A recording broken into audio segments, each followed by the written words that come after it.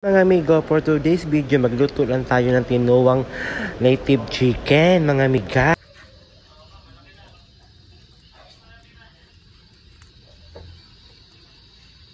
Napay manok dito binuhi sa Dubai. Napay manok dito na mga binuhi. Asa? Dubai.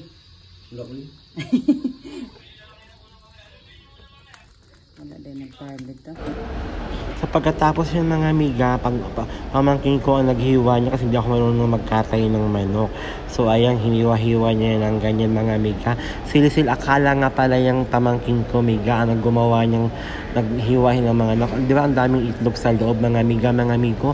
Lami kayo na siya mga amiga. At meron pa siyang isang buong puting itlog dyan na malaki. Kaya tinatay niya yan dahil sa itlog na yan. Pagkatapos niya, tinatad niya ng ganyang kalalaki lang mga amiga para mas marami, di ba, ang chicken native nating nilutuin ng aking pamangkin. Pagkatapos niyan, ito na yung ginayat niya mga amiga. Ayan na siya karami, di ba? Oh, sarap-sarap nito pagkaluto. O, ayan siya, o Silicel, akala Demetrio.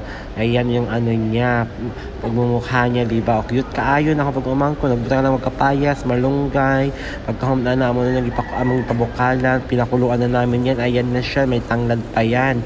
Pagkatapos yun, nilagay namin nilagay namin papaya at saka yung malunggay mga amiga. Yun lang, amping, bye!